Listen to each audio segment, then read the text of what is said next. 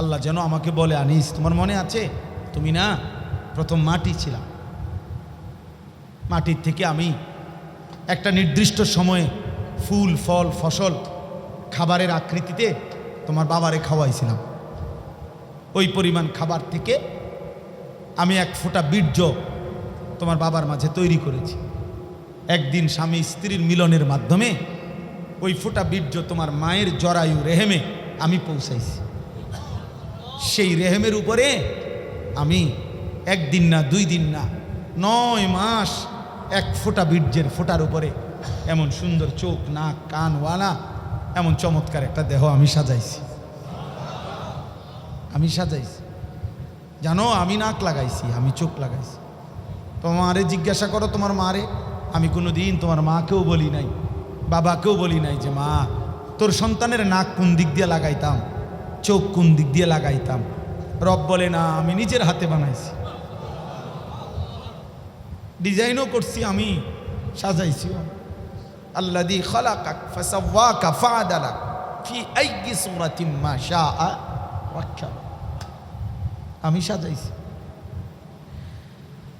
একদিন আমি আল্লাহ মায়ের পেট থেকে সুম্মা সাবিলা ইয়াসসারা বের করে এনেছি। দাঁতহীন দুর্বল এই শরীরে 2 বছর মায়ের পবিত্র স্তনে দুধ দিয়ে আমি তোমাকে দুধ পান করাইছি। মনে পড়ে আনিস সেই কথা? 2 বছর পরে অল্প অল্প একটু খাবার দিয়ে পরিমিত মাত্রায় আমি রব্বুল আলামিন তোমাকে ধীরে ধীরে ধীরে ধীরে ওই ছোট্ট দুর্বল শরীরে আমি আল্লাহ শক্তি সাহস চোখ নাক কান হাত অঙ্গ মজবুত করে আজ যখন 16 বছর, প্রিয় নওজোয়ান, আজ যখন 18 বছর, আল্লাহ বলে তোমারে এই 18 বছর পর্যায়ে আনতে আমি রব একটার পর একটা কষ্টের ধাপ অতিক্রম করেছিলাম, লম্বা সময় লাগাইছিলাম। আজ 18 বছর বয়সে তুমি আমারে চেনো না। আজ 18 বছর বয়সে একটা 24 ঘন্টা পার হয়ে যায়, তুমি আমার একটা সেজদাও দাও না। ভুলে গেছো না? তুমি ভুলে গেছো, কেমনে পারলা? আজ আর আমার কথা মনে পড়ে না?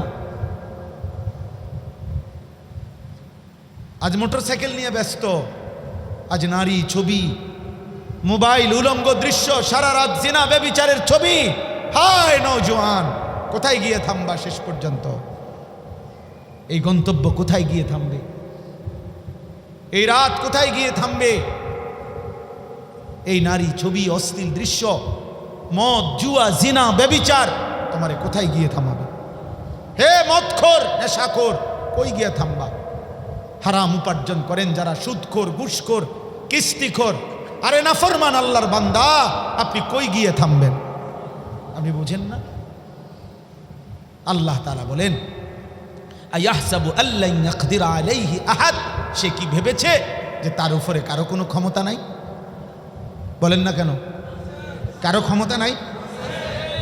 আল্লাহ তাআলা বলে তো এরম মাতবরি করো কা? তুমি যে বাপসাপ দেখে মনে হইতেছে যে তোমার উপরে কেউ নাই, হ্যাঁ? ব্যাপারটা এমন মনে হচ্ছে না? তাহলে এত মিথ্যা বলো কেন? এত চুরি করছো কেন? এত নাফরমানি করছো কেন? একটা ওয়াক্ত নামাজ পড়তে মন চাও না, এমন করতেছো কেন বান্দা? কি ভেবেছ? আল্লাহ বলে সে কি ভেবেছে তার উপরে কারো কোনো ক্ষমতা নাই? ইয়াকুলু আহলাকতু মালাল লুবাদা, আল্লাহ বলে দেখো দেখো নাফরমান কি কয় শোনো। আল্লাহ বলছে নাফরমান বলে আমি দুনিয়ার নিরাপত্তার জন্য অনেক টাকা খরচ করেছি, অনেক টাকা। হুজুর 3 লাখ টাকা দিয়ে গেট বানাইছে, SS5 এর গেট, ভিতরে আবার কলাপসিবল গেট আছে, এক একটা দরজা সেগুন কাঠের, 1 লাখ টাকা করে আনছে, মালয়েশিয়ান কাঠ। হ্যাঁ, মালয়েশিয়া পুরাটা বাড়ি, বাউন্ডারি ওয়ালের উপরে আবার তার কাটা লাগাইছি যাতে কারো পায়ে না পার হইতারে। সিসি ক্যামেরা দিছি, সিসি ক্যামেরা পুরাটা সেন্ট্রালি সিসি ক্যামেরা আছে। আজরাইল আব্বাও তো ঢুকতে পারবে না, কি খামখেয়ালি না? কোন দিয়ে ঢুকবে আজরাইল? সিসি ক্যামেরা আছে না? আমাকে আশ্চর্য, আজরাইল কোন দিক দিয়ে আসবে? সিসি ক্যামেরা আছে না? এত বড় গেট, এটা ভাঙ্গে ঢুকা আজরাইল, এটা কি মামুলি কথা? দেখি 30,000 টাকার গেট পাইছেন আপনি আজরা ঢুকে লাগবো ইয়াকুলু আহলাকতু মালাল লুবাদা আল্লাহ বলে ও বলতেছে আমি দুনিয়ার নিরাপত্তার জন্য অনেক টাকা খরচ করেছি মরবো না আমি কেউ আমারে নিবে না অথচ এখনো শুনবেন জানাজার ঘোষণা এখন শুনবেন এখনই শুনবেন জানাজা এক মায়ের জানাজা যেদিন মাইলস্টোন স্কুল অ্যান্ড কলেজে ওই অবুঝ সুন্দর ছোট্ট বাচ্চাগুলো মারা গেছে সেদিন কি বন্ধু সিসি ক্যামেরা ছিল না কথা বলেন না কেন গেটে দারোয়ান ছিল না সবই ছিল অতএব আল্লাহ বলেন ইয়াকুলু আহলাকতু মালাল লুবাদা ও বলতেছে আমি বাঁচার জন্য দুনিয়ায় অনেক টাকা খরচ করেছি আয়াহসাবু আল্লাম ইয়ারাহু আহাদ আল্লাহ বলেন ওকে আবার জিজ্ঞাসা করো তুমি কি এই ভেবেছো যে তোমাকে কেউ দেখে না এই দুইবার জিজ্ঞাসা কয়বার একবার বলছে তুমি কি এই ভেবেছো তোমার উপরে কারো কোনো ক্ষমতা নাই আর দ্বিতীয় আবার জিজ্ঞাসা করছে আমার বান্দা তুমি কি এই ভেবেছো যে তোমাকে কেউ দেখে না বলেন না কেন বলেন এই দুই প্রশ্নের উত্তর দেন আমার উপরে কারো ক্ষমতা আছে তো কে সে আমারে কেউ দেখে তো কখন কখন কখন কখন কখন কখন ওই মালিক ঘুমায় কখন ওই মালিক বিশ্রাম নেয় কখন ওই মালিক অবসর নেয় কখন তিনি আছেন কতক্ষণ আলাম ইয়ালাম বিআন্নাল্লাহা ইয়ারা সারাক্ষণ দেখে এজন্য আল্লাহ বলেন জাহান্নামী নাফরমান হাসরের মাঠে যখন চিৎকার করবে জাহান্নামের ঘোষণা শুনবে রব্বুল আলামিন তখন নিজেই বলবেন আলাম নাজাল লাহু আইনাইন চিল্লাও কেন বান্দা আমি কি তোমাকে দুইটা চোখ দেই নাই ওয়া লিসানাও ওয়া শাফাতাইন আমি কি তোমার একটা জিহ্বা দেই নাই আমি কি তোমার দুইটা ঠোঁট দেই নাই ওয়া হাদাইনাহুন নাজদাইন আমি কি আলো অন্ধকার হক বাতিল হালাল হারাম জায়েজ না জায়েজ এটা করো এটা ছাড়ো এভাবে কি আমি আল্লাহ তোমারে পথ বলে দেই নাই বলেন না কেন বলেছে কি না বলেন তাহলে কি কারণে পথ হারাইলা আমি তো চোখও দিছিলাম কানও দিছিলাম ফাজালনাহু সামিআম বাসীরা শুনতেও কান দিছি দেখার জন্য চোখ দিছি আমাকে মানার জন্য আমি তো একটা সুন্দর বডি স্বাস্থ্য দিয়েছি তাইলে কেন পথ হারাইলা কি বলবেন বাপ শেষ কথা শেষ এই 10টা আয়াতের তর্জমা শেষ অর্থ হইল প্রত্যেকটা ব্যক্তি আমি কিংবা আপনি জওয়ান কিংবা বুড়ো আমরা সিদ্ধান্ত নেই আল্লাহর নাফরমানি করব না আল্লাহর নাফরমানি করে পারতেন না আমারে আপনি বুঝ দিবেন আপনারে আমি বুঝ দিব এইসব সদর বদর হইত না আমি কি নেকি দেই আমি কি গুনাহ দেই তো আপনি আমারে বুঝদেন কিতেন হুজুর বুঝেন তো সব তো বুঝেনি আপনি এখনকার যে অবস্থা এসব শুদ্ধ মারেন কিতেন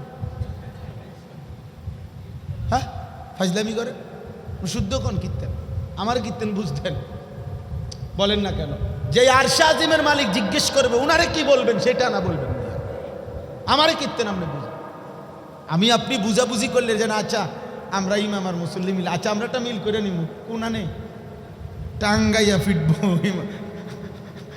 ফেরেস্তা একদম টাঙ্গাইয়া সোজা করে লাগবো বেটা মস্কারি নাকি হাসরের মাঠ কি তামাশা আল্লাহ আমাদেরকে হেফাজত করেন অতএব আমরা ইনশাআল্লাহ এই 3টা জিনিস আমরা আজকে শুনছি এক ফজরের নামাজ জামাতে পড়ব মনে আসেনি সবাই ইনশাআল্লাহ 2 রাসূলুল্লাহ সাল্লাল্লাহু আলাইহি সাল্লামের সুন্নাতের মাধ্যমে ভালোবাসার প্রমাণ দেব 3 আল্লাহর নাফরমানি থেকে বাঁচার চেষ্টা করব আল্লাহ আমাকে আমাদের সকলকে তৌফিক দান করুক আউযু বিল্লাহি মিন শুরুরি আনফুসিনা ওয়া মিন সাইয়্যাতি আ'মালিনা মান ইয়াহদিহিল্লাহু ফালা মুদিল্লা লাহু ওয়া মান ইউদ্লিলহু ফালা হাদিয়া লাহু ونشهد أن لا إله إلا الله وحده لا شريك له ونشهد أن سيدنا وحبيبنا ومولانا محمدا عبده ورسوله أما بعد فأعوذ بالله من الشيطان الرجيم بسم الله الرحمن الرحيم لا أقسم بهذا البلد وأنت حل بهذا البلد ووالد وما ولد لقد خلقنا الإنسان في كبد أيحسب أن لن يقدر عليه أحد يقول أهلكت مالا لبدا أيحسب أن لم يره أحد ألم نجعل له عينين ولسانا وشفتين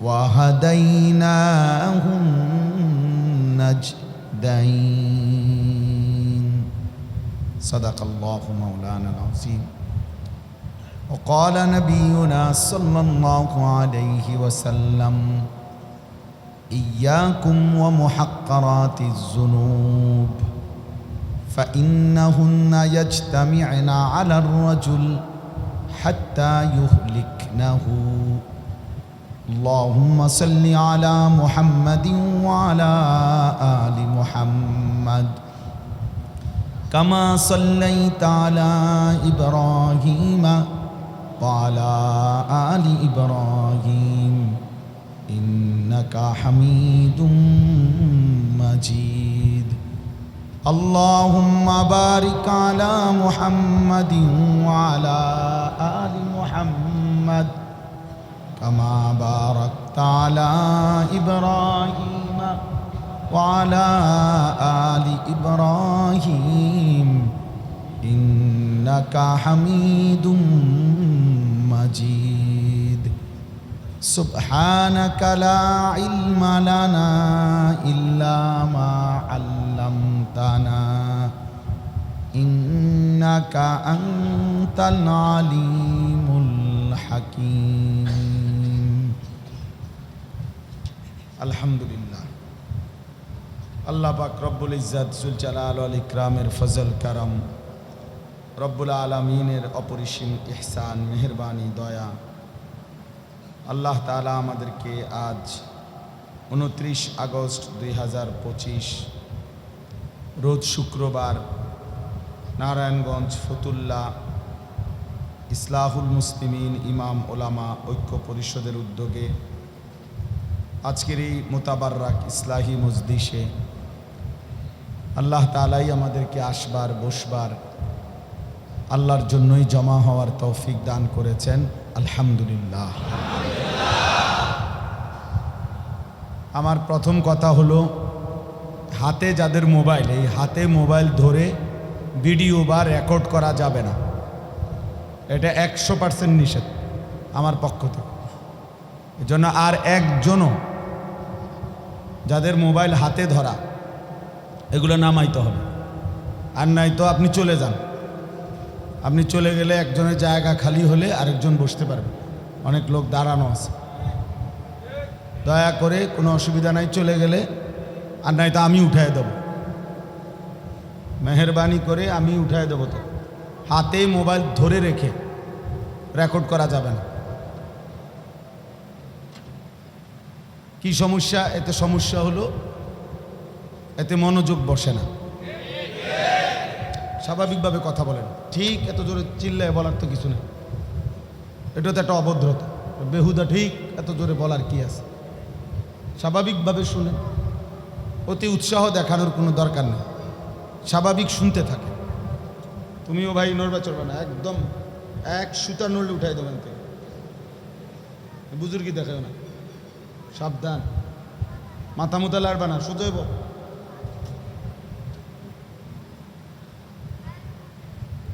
এই জন্য এটা জরুরি, মনোযোগ জরুরি, তাকাল্লুফ জরুরি না। কোরআনুল কারীমের মধ্যে আছে, আম্বিয়ায়ে কেরাম যখন মানুষদেরকে দাওয়াত দিতেন, কোরআনের আয়াতের মধ্যে আছে, নবীগণ বলতেন, ওয়ামা আনা মিনাল মুতাকাল্লিফিন,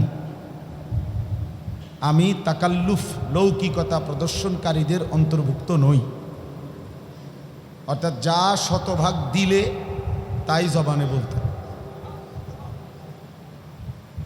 কুল হাদিহি সাবিলি আদউ ইলাল্লাহ আলা বাসীরাতিন। এ বসিরত মানে কি? বসিরত মানে একবারে অন্তর্দৃষ্টি সহজেই জ্ঞান। অর্থাৎ এভাবে বলতেছি যেন আমি নিজে জান্নাত জাহান্নাম আখিরাত দেখতেছি।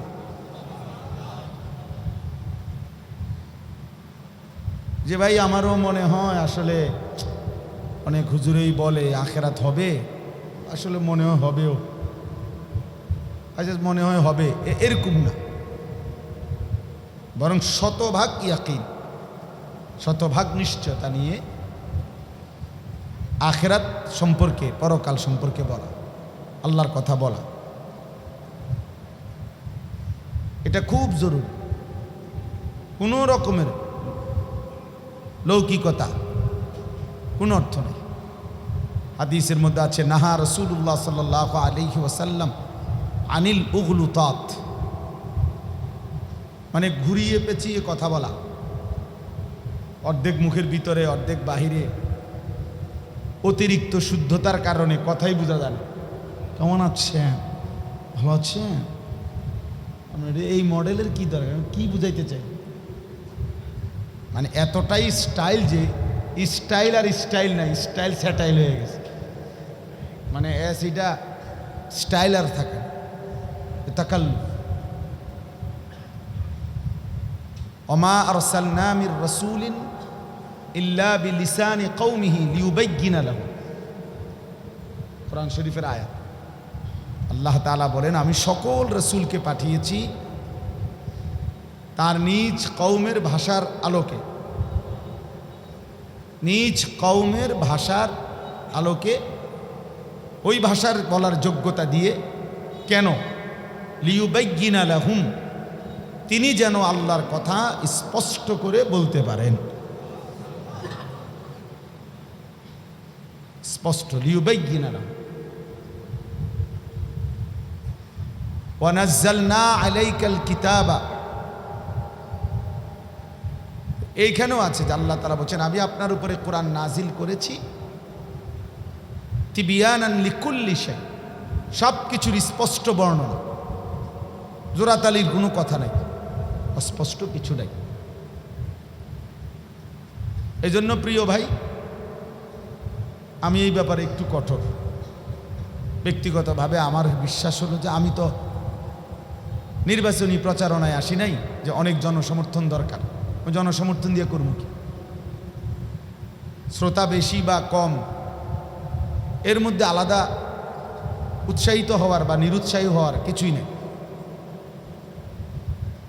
10 লক্ষ মানুষ মনে করেন একসাথে জমলে, বা 10 লাখ মানুষ যদি আমার স্লোগান দিয়া রাস্তায় দিয়ে আসে, তো কবর রাজাব মাপ, তো আর লাভ হলো কি? তাইলে আর লাভ কি? সবাই চিনলেই কি আর না চিনলেই কি? এজন্য সফলতা কিংবা ব্যর্থতার জন্য পরিচিতি, সুখ্যাতি, জনপ্রিয়তা এটা কোনো জরুরি না। কোরআনুল কারীমের মধ্যে 25 জন নবী এবং রাসূলের নাম আছে। তো নবী রাসূল কি মোট 25 জন?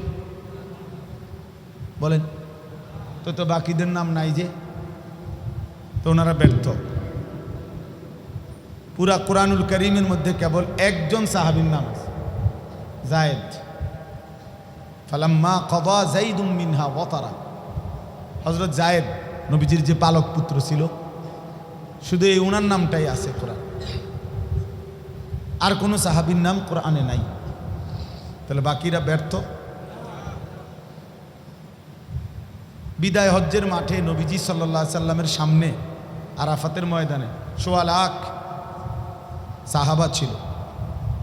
পৃথিবীর কোনো কিতাবে এই ১৬ লক্ষ সাহাবীদের মধ্য থেকে ১০-২০ হাজার ৩০ হাজার সাহাবীর নাম পৃথিবীর কোনো কিতাবে নেই। একবারে বাড়ি চালান দিলেও পাওয়া যেত নাই। আপনি মানে সব আলেম আছে, জিজ্ঞেস করে দেখেন, ওনারা বলুক কিতাবের নামটা কি, যেটার মধ্যে ৩০ হাজার সাহাবীর নাম আছে, ১০ হাজার সাহাবীর নাম আছে, কি কিতাব? ৩১৩ জন বদরি সাহাবীদের নাম একসাথে আছে, আরও সাহাবীদের নাম আছে, কিন্তু সব মিলাইয়া ৩০ হাজার না, ১০ হাজার মিলাইতেও কঠিন হবে না। আচ্ছা ধরে নিলাম ১০ হাজার, সব একত্র করলে তো বাকি যে শুধু আরাফাতের ময়দানে যদি ১,২৫,০০০ সাহাবী হয়, আর যদি ধরে নেন ১০,০০০ সাহাবীর নামও নাম থাকে, তো বাকি ১,১৫,০০০-এর নাম কো? তো যাদের নাম আসে নাই, পৃথিবী জানে না, ওনারা ব্যর্থ সবাই। খালাস। আমি ওলামায়ে কেরামের কাছে হাত জোড় করে প্রথম অনুরোধ আমার এটা, আপনি আপনার জায়গা থেকে দ্বীনের জন্য কাজ করবেন। সবার শ্রোতা, সবার জনপ্রিয়তা, সবার মুসল্লি সমান হইতে হবে জরুরি না। এটা যদি আপনি দিল দিয়া বোঝেন, সহজ, আপনার কাজে বরকত হবে। আপনি কলিজা দিয়া পরিবর্তন চাইবেন, অন্তর দিয়ে চাইবেন। আমাদের খতিব সাহেব হুজুর, আমাদের জাতীয় মসজিদ বাইতুল মুকাররমের সম্মানিত খতিব আল্লামা হযরত মাওলানা আব্দুল মালিক সাহেব দামাত বারাকাতুহুমুল আলিয়া, হযরতের লিখনীতে আমি নিজে পড়ছি। হযরত বলছেন যে কোনো দাঈ আল্লাহর কথা এভাবে বলতে হবে যেন শ্রোতা শুনে বুঝতে পারে যে উনি সত্যিকার অর্থে আসলে আমার পরিবর্তন চাচ্ছেন। শ্রোতার হৃদয় ছুঁইতে হবে, সেটা অনুভব করতে হবে তার দিলে যে আসলে উনি আমার পরিবর্তন চায়, উনি আমার সংশোধন চায়, উনি আমার ইসলাহ চায়। এইটা যখন বুঝবে শ্রোতা, তো ধীরে ধীরে বদলাবে, মহব্বত করবে, মনোযোগ দিয়ে শুনবে। এই জন্য এখানে সংখ্যা কোনো বড় বিষয় না। আমি ওয়াজ করলে হুজুর শুনবই কয়জন? একজন শুনবে, অসুবিধা কি? আপনি বললে একজন শুনলে সমস্যা কি? একজনের জন্য বলার ইসলামের কোনো আদেশ নাই? বলেন, আমরা কইতেছি। হ্যাঁ, তো তাহলে অসুবিধা কি? আপনি একজনের জন্য বলবে, আরেকজন 10 জনের জন্য বলবে, আরেকজন 10 লাখের জন্য বলবে, অসুবিধা কি? বুঝছেন না কথা? এই মানসিকতাটা যদি আমরা বুঝতে পারি, সহজ। আমাদের প্রত্যেকটা দাওয়াত ও তাবলীগের এই মেহনতের শুরুতেই ছিল, উদ্দেশ্য ছিল উম্মতের প্রত্যেকটা মুসলমান জবান খুলুক, উম্মতের হার তবকা যার যার সামর্থ্য অনুপাতে কম বেশি আল্লাহর কথা বলুক। ভাই নামাজ পড়েন, চলো না নামাজ পড়ি, এই কথাটা আপনি বলতে পারতেন না? তো এই কথাটা কইতে হলে দাওরা ফাঁস হইতে